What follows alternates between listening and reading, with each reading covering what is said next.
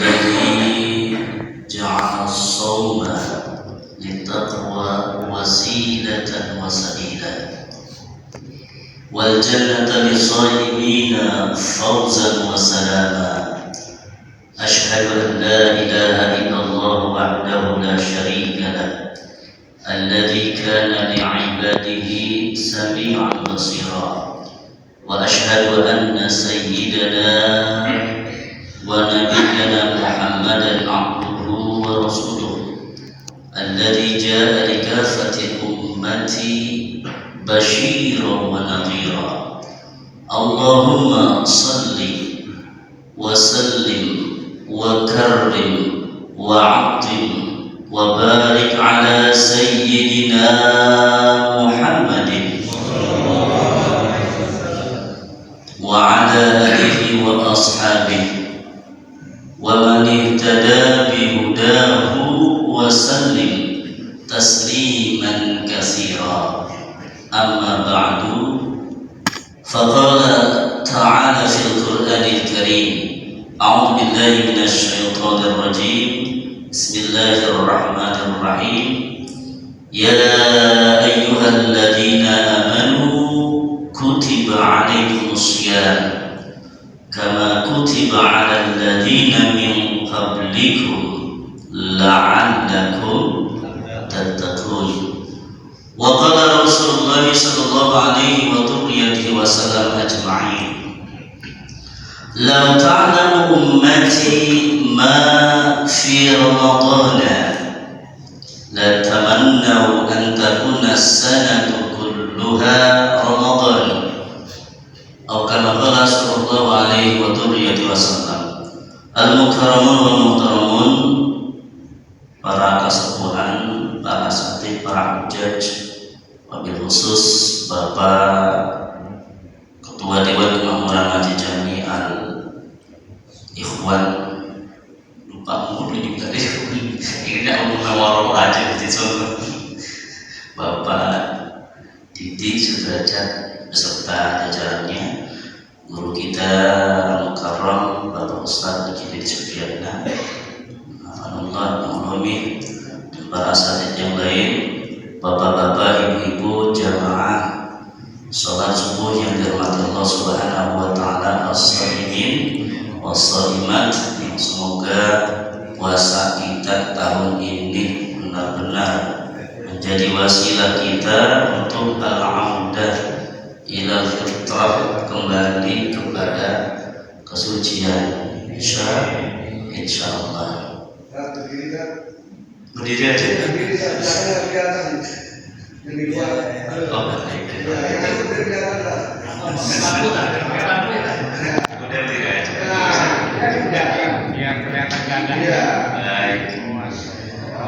Hadirin rahimakumullah, alhamdulillah hari ini kita sudah sampai di hari ke-sabarahannya 29. Besok udah lebaran, besok lusa. Terasa ya, kayaknya baru kemarin masuk Ramadan, sekarang sudah paruh ketiga dari bulan suci Ramadan. Yang kita ketahui bahwasanya Ramadan oleh Rasulullah Sallallahu Alaihi Wasallam dibagi menjadi 3 bagian. Awaluhu rahmah, awsatuhu maghfirah, wa akhiruhu itqun minan nar. Yang oleh sebagian besar ulama ditafsirkan bulan Ramadan 10 hari pertamanya adalah penuh dengan rahmat Allah, kasih sayang Allah. Wa awsatuhu, dan 10 hari keduanya penuh dengan maghfirah Allah, ampunan Allah. Dan diakhiri dengan akhiruhu itqun minan nar, 10 hari terakhir penuh dengan itqun minan nar, pembebasan dari api neraka. Semoga kita semua yang hadir di sini, termasuk keluarga kita, baik yang hadir maupun yang belum sempat hadir, benar-benar terbebas dari siksa api neraka. Amin ya rabbal alamin. Hadirin rahimakumullah, Rasulullah Shallallahu Alaihi Wasallam dalam beberapa riwayat, walaupun sebagian orang bilangnya itu hadis palsu, ya sebagian orang bilangnya hadis palsu karena mungkin kesalahpahaman dalam memahami ilmu mustalah hadis. Cuman gara-gara hadisnya belum sampai level sahih, bahkan Bukhari Muslim belum sampai, dianggap hadis palsu. Padahal kalau hadis palsu artinya bukan hadis. Ingat, hadis palsu artinya bukan hadis, bukan ucapan Rasulullah, bukan bersumber dari Rasulullah. Tapi kalau bersumber dari Rasulullah, namun ucapan sahabat, walaupun kata-katanya dibuat oleh sahabat, itu tetap dianggap hadis. Hadis mauquf ada fi hukmil marfu'. Hadis yang bersumber dari sahabat tapi dianggap bersumber dari Rasulullah SAW. Cuma gara-gara hadisnya dhaif, hadis lemah, dianggap palsu. Padahal beda jauh antara hadis lemah dengan hadis palsu. Hadis palsu tertolak mentah-mentah, hadis lemah masih bisa dijadikan landasan dengan syarat-syarat tertentu. Ada hadis dalam beberapa riwayat yang ada agak berbeda redaksinya. Ada yang pakai lau ta'lamul ibad, ada yang pakai lau ta'lamu ummati. Seandainya umatku, kata Rasulullah, mengetahui ma fi Ramadan, apa yang ada dalam bulan Ramadan. Yang kemudian oleh salah satu guru kami di Al-Azhar, Maulana Syekh Ali Jum'ah, beliau menafsirkan ma fi Ramadan itu dengan nafahat min nafahatin, kebaikan-kebaikan atau anugerah-anugerah kebaikan yang ada di dalam bulan Ramadan. Seandainya umat Islam ini, umatnya Rasulullah, mengetahui banyaknya, begitu banyak kebaikan, anugerah-anugerah yang ada dalam bulan Ramadan, la tamannaw, niscaya mereka berangan-angan antakuna sanatu kulluha, agar satu tahun penuh Ramadan menjadi bulan Ramadan. Tadi kita sudah ketahui, baru masuk Ramadan saja rahmat Allah sudah turun maksimal. Udah gitu yang namanya setan langsung dibelenggu. Sufidati syayatin, setan dibelenggu, setan diikat. Sementara pintu-pintu surga dibuka lebar-lebar, pintu neraka ditutup rapat-rapat. Itu enak banget di bulan Ramadan. Jadi di bulan Ramadan ini kita untuk mencapai ketakwaan harusnya gampang karena setan sudah dibelenggu. Harusnya tidak ada lagi yang berbuat maksiat. Nyatanya di Ramadan masih ada nggak yang berbuat maksiat? Ada. Bahkan banyak. Lapas siang-siang Ramadan kadang kita kalau lewat di pasar itu banyak fenomena yang unik. Banyak orang nggak kelihatan, yang kelihatan cuma kakinya. Iya benar. Kelihatan kakinya kayak melayang-layang. Ada aja itu. Ya kita terus nonton, barangkali yang di warteg itu ibu-ibu yang sedang datang tamu bulanan, atau barangkali orang-orang yang sedang jadi musafir. Yang bagusnya pas Ramadan warteg-warteg tutup atau jangan? Tutup. Yakin? Yang terbaik yang terbaik yang kira-kira pas Ramadan warteg, pokoknya warung-warung makan sebaiknya tutup, jangan tutup ya. Supaya apa?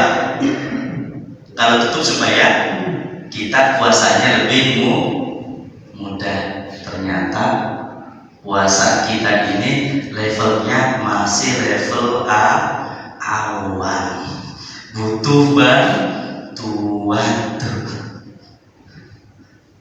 Karena Imam Ghazali membagi puasa menjadi 3 tingkatan.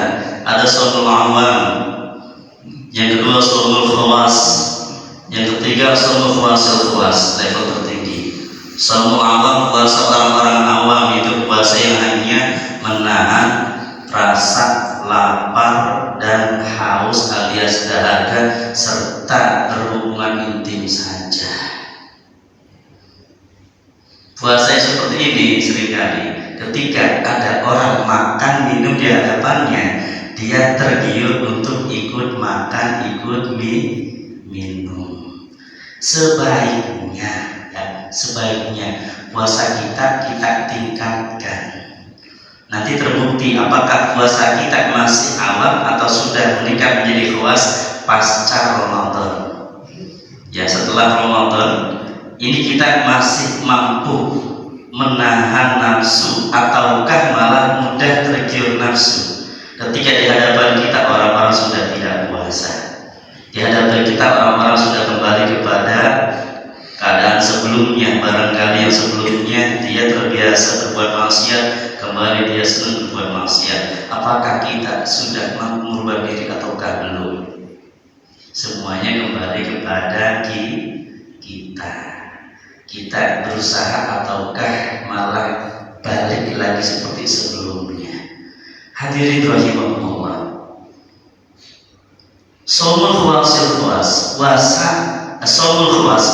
orang-orang tertentu, para ulama puasanya itu bukan cuma menahan lapar, menahan haus, menahan berhubungan intim, tapi seluruh anggota badannya dia puasai. Mata dia puasai, telinga dia puasai, lidah dia puasai, bahkan termasuk jari jemari dipuasai. Karena jari jemari kita di masa sekarang ini pengganti lisan. Jari jemari kita di masa sekarang pengganti lisan ketika kita main gadget, main handphone, ketika kita main di depan laptop atau komputer. Jari yang berbicara. Hadirin rahimahullah, sebelum kita tentang jari pengganti lisan, kembali kepada Ramadan. Dalam hadis tadi disebutkan, itu banyak kebaikan dalam Ramadan, luar biasa banyaknya. Awalnya sudah rahmat Allah, maghfirah Allah diberikan, kemudian itu benar juga diberikan. Dan ingat, dalam bulan Ramadan ada yang namanya Lailatul Qadar yang dinyatakan sebagai khairum min alfi syahr, lebih baik nilainya, lebih baik kualitasnya ketimbang 1000 bulan. Kira-kira kita hidup sampai 1000 bulan apa enggak? Masalah lagi itu, 1000 bulan sama dengan berapa tahun ya kira-kira? Kalau 1000 dibagi 12, dalam setahun ada 12 bulan, berarti 1000 dibagi 12 sama dengan 83,3333 terus tidak terhingga. Kalau digenapkan menjadi sekitar 84 tahun kurang. Itu 1000 bulan, tapi di Quran dinyatakan khairun, lebih baik, lebih bernilai. Kita hidup terus beribadah selama 84 tahun, ternyata dibandingkan Lailatul Qadar, sekali kita bisa ibadah di malam Lailatul Qadar, ibadah tersebut nilainya bagaikan kita beribadah lebih dari 84 tahun tiada henti-hentinya. Kan luar biasa.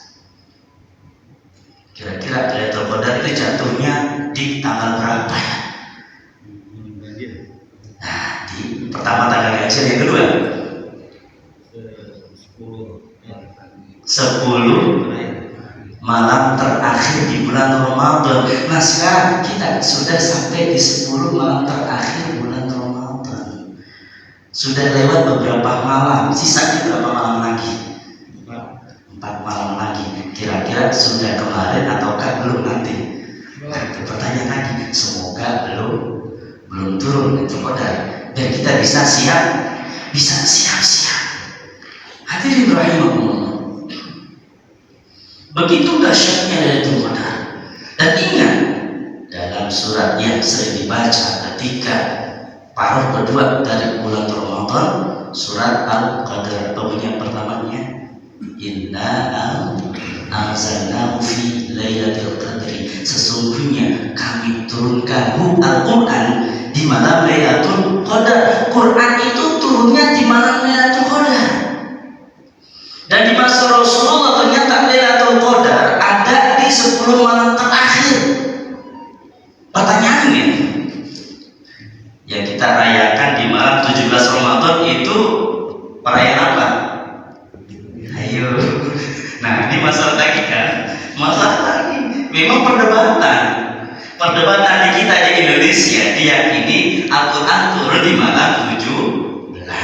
di kita di Indonesia. Tapi di Timur Tengah, terutama di Al-Azhar, di antaranya guru kami Fadilat Syekh Al-Mafullah Syekh Abdurrahman Khalifah, beliau menyatakan bahwa Quran itu turunnya di malam Lailatul Qadar di 10 malam terakhir, dan dia tetapkan di malam ke-23. Malam 23 lewat ya, udah lewat tuh. Waduh, kemarin malam ya, gimana nih? Kira-kira kemarin kita puasanya ibadah kita yang di malam itu bernilai 84 tahun lebih enggak?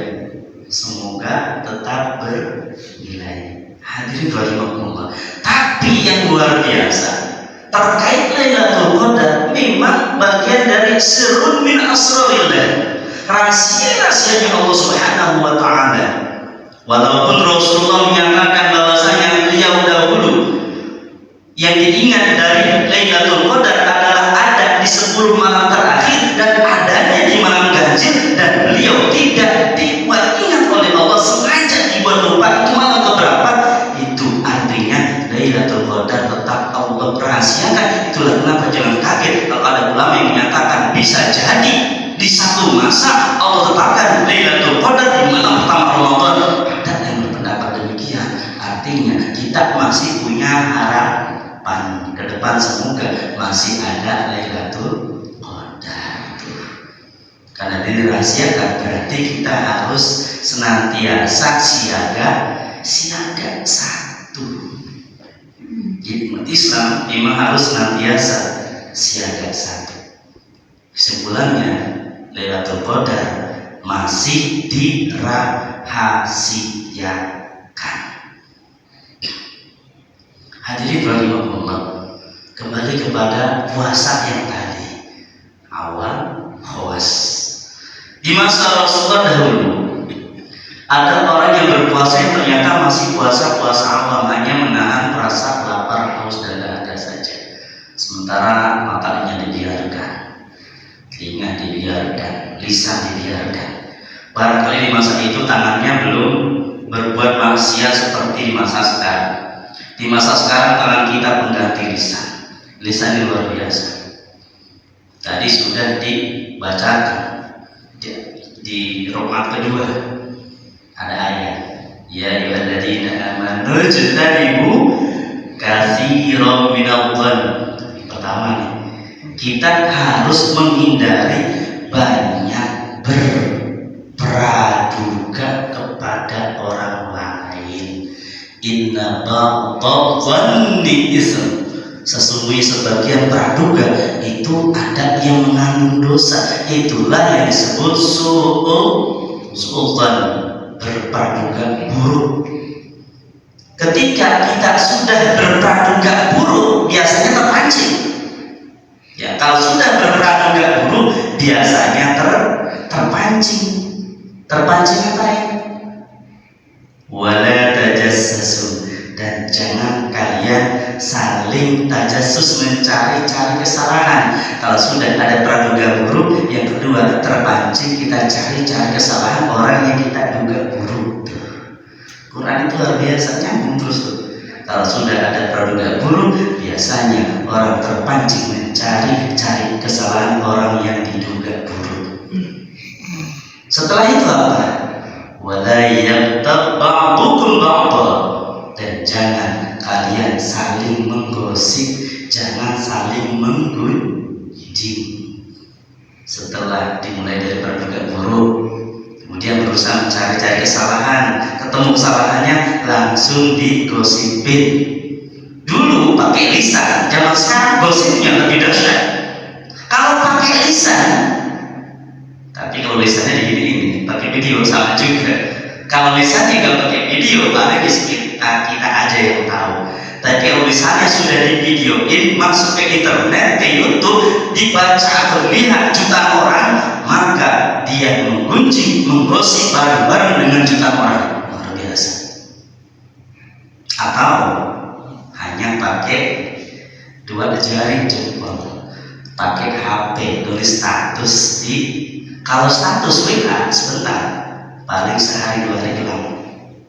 Status Facebook selama dia tidak menghapus status Facebook, kemudian dia wafat, isinya penuh dengan gunjingan kepada orang lain, berarti selama dunia masih ada, orang tersebut sudah wafat, dunia masih ada, itu status menggunjingnya, ngejelekin orang lain masih tetap ada, dibaca jutaan orang. Ya Allah, gimana itu ya? Itu maka hati-hati dalam bermedsos. Kembali ke cerita di masa Rasulullah. Dahulu ada dua orang yang dia berpuasa, dua orang perempuan yang berpuasa, tapi pas siang hari menuju sore hari ternyata dia sekarat. Ngapa-ngapa, kehausan, kelaparan, hampir wafat. Luar biasa. Dan dilalahnya kebetulan kok ya kaum perempuan ini dua orang itu dilalahnya. Walaupun kita nggak menuduh kaum perempuan semua seperti itu, tidak. Kaum laki-laki juga sama. Ini hanya dilalahnya di masa itu kebetulan dua orang perempuan sekarat, lagi puasa kok sekarat. Sahabat yang melihatnya kemudian langsung lari laporan kepada Kanjeng Rasul. Ya Rasul, ada dua orang perempuan dia kok sekarat padahal lagi puasa.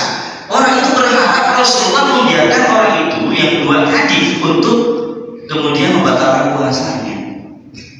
Langsung suruh minum, suruh makan, gitulah harapannya. Ternyata Rasulullah malah memberikan bejana, dikasih bejana. Kemudian dibilang, berikan bejana ini kepada dua perempuan tersebut yang sedang puasa. Kemudian suruh dua-duanya memuntahkan apa yang baru dimakan. Coba itu. Orang lagi puasa kok katanya muntahkan apa yang baru dimakan. Kaget sahabat. Ini maksudnya Rasulullah apa sih? Kan dua wanita tadi lagi puasa. Kok katanya baru mengkonsumsi sesuatu dan disuruh memuntahkan. Gara-gara mengkonsumsi itu orang tersebut jadi sekarat, kayak mau wafat. Apa mulutnya? Akhirnya tanpa pikir panjang dibawa bicara tersebut diberikan kepada dua wanita tadi, kemudian dibilang agar dia memuntahkan apa yang baru dimakan. Ternyata benar, dua-duanya memuntahkan sekerat daging dan darah segar. Pertanda itu baru dimakan. Masya Allah, orang yang puasa makan daging ya, berarti puasa enggak? Kagak puasa itu. Sebenarnya itu apa? Ternyata yang dimuntahkan berupa daging dan darah itu adalah hasil dari lisannya. Rasul datang dan menjelaskan bahwa dua wanita ini mereka berpuasa, tapi yang satu mulai menggunjing keburukan saudaranya, yang lain ngedengerin, menggosip sesuatu yang non materi, yaitu ucapan menggosipnya non materi itu kemudian dimaterikan oleh Allah, dimunculkan dalam bentuk sekerat daging dan darah segar. Makanya di akhir ayat dikatakan ayuhibbu ahadukum ayyakula lama akhi mayyitan fakarihtumu. Apakah senang di antara kalian menyaksikan ada orang yang makan daging saudaranya? Fakarihtumu, niscaya pasti kalian akan merasa jijik kepadanya. Terbukti di masa itu orang yang menggosip dia bagaikan orang yang makan daging, dan Allah materikan di saat itu gosipannya berubah menjadi daging dan darah segar. Coba di masa sekarang kita sekali gosip menjelekin orang, lalu sekali bikin status menjelekin orang, langsung kemudian di mulut kita ada daging dan darah. Kira-kira setelah itu mau gosip nggak? Kagak, langsung beri.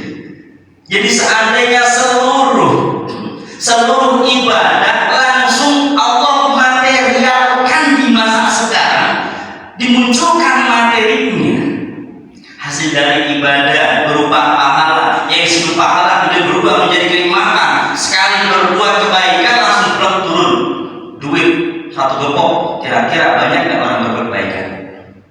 Pasti banyak. Habis sholat berjamaah misalnya, sholat berjamaah kelipatan gandanya adalah 27 kali lipat, langsung ada duit 27 karung. Kira-kira besoknya semangat orang sholat?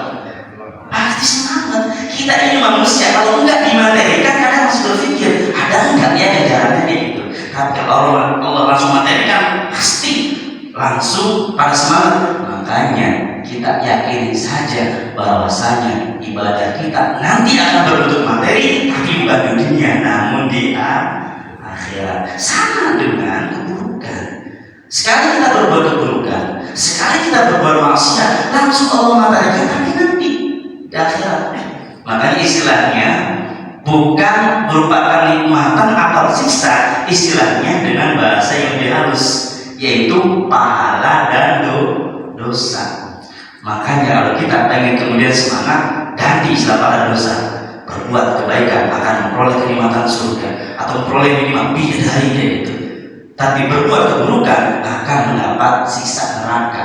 Jadi dosa dan pahala dirubah. Dia dalam benak kita yang muncul adalah langsung berbentuk materinya, sehingga diri kita bisa bersemangat karena kita sadari kita ini iman kita masih level awam. Beda dengan para aulia Allah. Para wali Allah levelnya level tertinggi, berikut para nabi. Beliau memang nggak peduli dengan Allah tempatkan di surga atau neraka, yang penting Allah ridho, karena yakin ketika Allah ridho dimanapun ditempatkan pasti itu lebih nikmat ketimbang surga yang diyakini oleh banyak orang. Itu waliullah. Kita level awam tetap dengan level kita. Yang jelas kita berusaha agar ibadah kita bisa benar-benar bernilai baik di sisi Allah, dan kita berusaha agar keluar dari Ramadan kita benar-benar bisa na'udzubillah fitrah, kembali kepada fitrah, sehingga di bulan Syawal kita bisa natasyawwal, meningkatkan kualitas diri kita, dan benar-benar seandainya wafat sudah tercatat sebagai al-muttaqun, orang-orang yang bertakwa kepada Allah Subhanahu wa Ta'ala. Kayaknya kalau panjang-panjang takut pada kayak itu mulai ngantuk. Saya ini mau langsung pulang nih, ngantuk nih. Terus yang harus kembali berangkat ke Curug. Jadi kudu istirahat dulu setelah ini. Makanya singkat saja kesimpulannya adalah bahwa ibadah kita semuanya bernilai. Perbuatan buruk juga bernilai, namun di dunia memang belum dimaterikan, tapi yakinlah nanti dibuat jadi materi ketika kita kembali ke akhirat. Kurang lebihnya mohon maaf. Allahul muwaffiq wal hadi ila aqwamit thoriq. Assalamualaikum warahmatullahi wabarakatuh.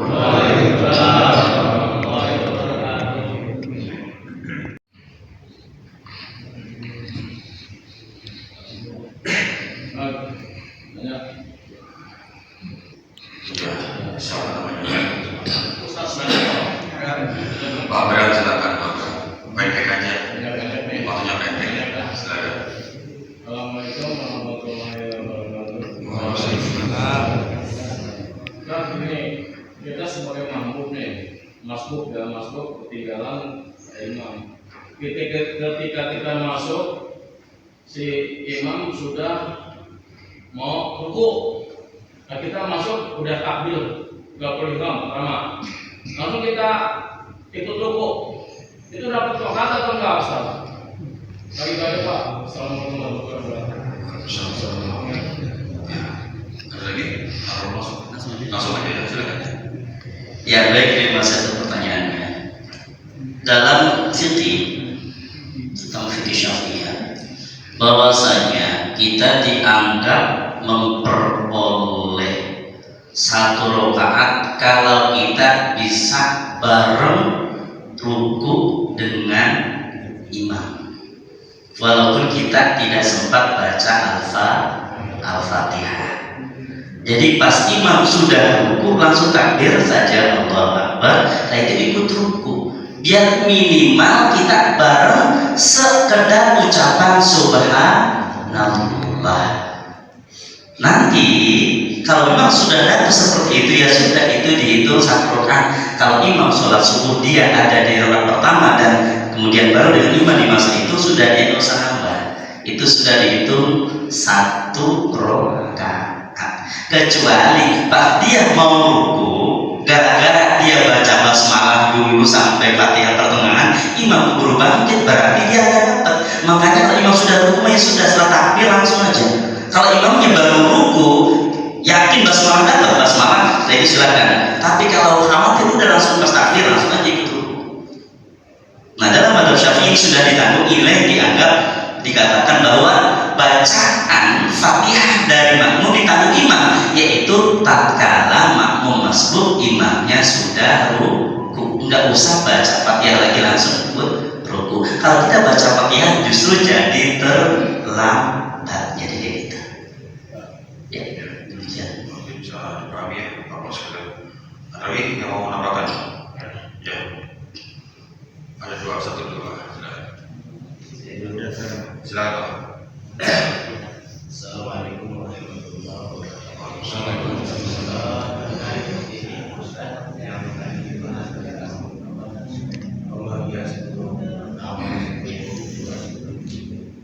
Yang pertama kan Allah ya.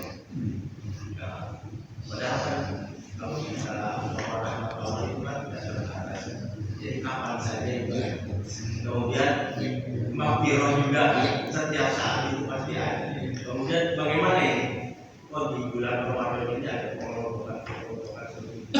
Saya tidak membahas hadis itu palsu atau yohim atau sohim. Saya tidak di situ, cuma dari logika aja gitu. Terima kasih. Ya baik, ya ini pertanyaan luar biasa bagus sekali. Jadi tadi penafsiran ulama 10 malam pertama Ramadan rahmat Allah, 10 yang kedua maghfirah Allah, 10 yang ketiga kebenaran. Artinya 10 malam pertama rahmat Allah itu lebih maksimal ketimbang di luar Ramadan, kayak gitu. Dibanding kalau Ramadan 10 malam pertama lebih maksimal. Kemudian maghfirah Allah juga lebih mudah diperoleh di 10 malam keduanya. Kemudian itu kebenaran terbebas dari neraka juga lebih mudah diperoleh. Orang wafat di paruh ketiga Ramadan, insya Allah lebih mudah memperoleh kebenaran ketimbang di luar Ramadan. Itu bisa ditafsirkan dari ke situ. Walaupun ada penafsiran lain yang dimaksud awaluhu rahmah, awalnya Ramadan rahmat Allah itu di awal. Kalau saya lebih senang ini gimana? Ini saya sendiri lebih senang ini. Ketika Ramadan tiba, rahmat Allah maksimal diberikan. Setelah dapat rahmat Allah, Allah berikan tambahin lagi maghfirah Allah sepanjang Ramadan sampai akhir Ramadan. Setelah akhir Ramadan dia sudah rahmat Allah dapat, maghfirah Allah juga penuh dia peroleh. Penghujung Ramadan wafat pasti itu benar memperoleh ampunan dari pembebasan dari neraka. Jadi dibandingkannya dengan luar Ramadan. Ya, kalau itu tadi pemahaman umum 10 pertama, 10 kedua, 10 tiga. Kalau saya pribadi ikut pendapat yang awalnya saja sudah rahmat Allah kayak gitu. Setelah rahmat Allah diberikan juga, tengahnya langsung lewat sampai akhir. Maghfirahnya Allah berikan maksimal. Rahmat terus dapat, maghfirah Allah tambahin kayak gitu. Terakhirnya pembebasan dari neraka, artinya dia kembali kepada fitrah. Kalau sudah kembali kepada fitrah, dia wafat, insya Allah langsung masuk Raudhul Jannah di alam barzakh, taman surga. Di alam barzakh sudah taman surga, di akhirat pasti lebih mudah masuk dalam surga Allah. Alhamdulillah. Kira-kira seperti itu. Ya, mungkin bisa pahami. Ada satu lagi Pak Asep bisa. Waalaikumsalam. Ciri-ciri orang yang mendapatkan kodrat. Susah ini. Susah nih. Jadi Pak Asep. Iya, ciri-cirinya karena gini, Lailatul Qadar itu, ya, Lailatul Qadar itu kita sholat bareng-bareng misalnya, sholat bareng-bareng dengan teman-teman berlima misalnya. Kebetulan Allah turunkan di waktu itu Lailatul Qadar. Bisa jadi yang dapat Lailatul Qadar cuma 1 atau 2 mungkin, enggak semuanya dapat. Artinya orang yang sejak awal mempersiapkan diri. Dan cirinya kalau dia sudah masuk dimensi barzakhiyah itu luar biasa seperti ini. Dan Al-Imam Nawawi, ya ini Al-Imam Nawawi pengarang kitab Al-Majmu', pengarang kitab Syarah Sahih Muslim, yang ulama berasal dari Suriah. Beliau ketika masih kecil di malam Ramadan tiba-tiba terbangun teriak, membanguni bapaknya, Pak, ini kenapa rumah kita kok terang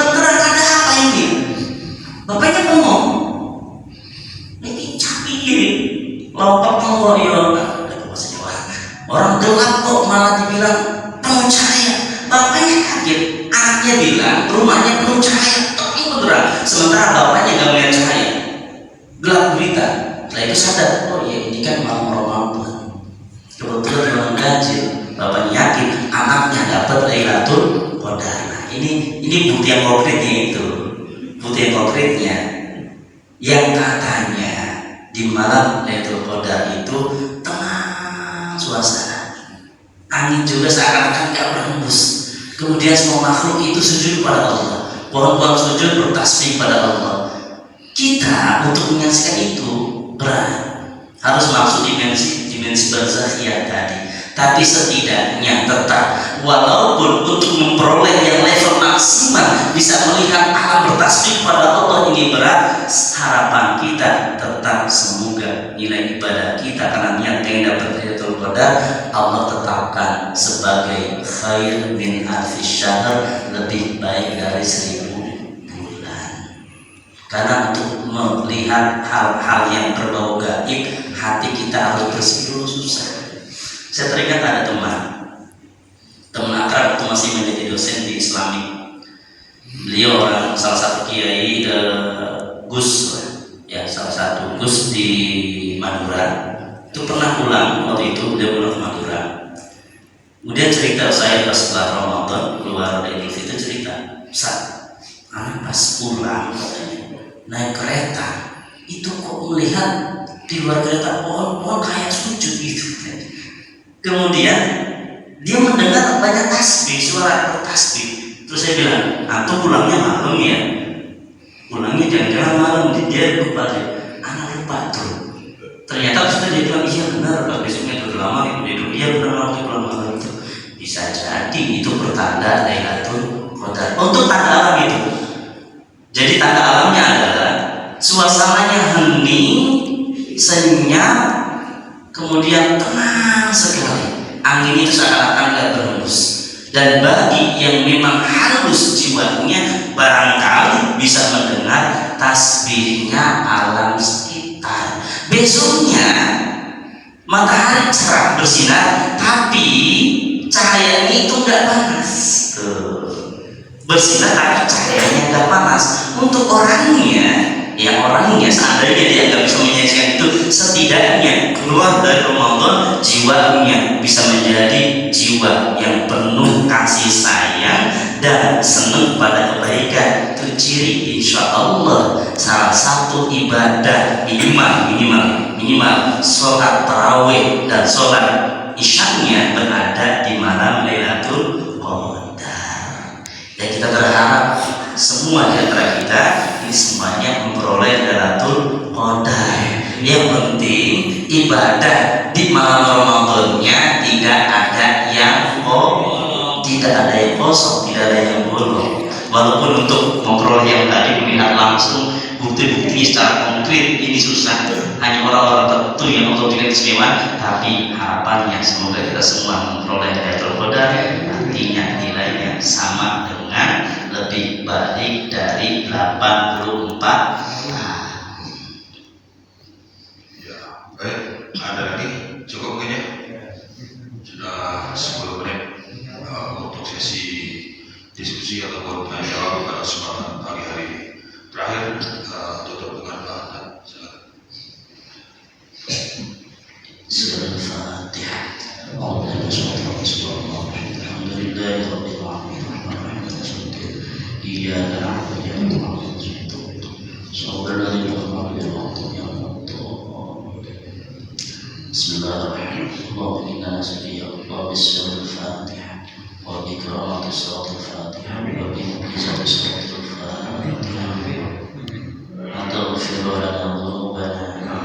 اغفر لنا ذنوبنا وتقبل منا صيامنا وصلاتنا وقراءتنا وطمن تقصيرنا يا الله يا أرحم الراحمين والحمد لله رب العالمين. Baik,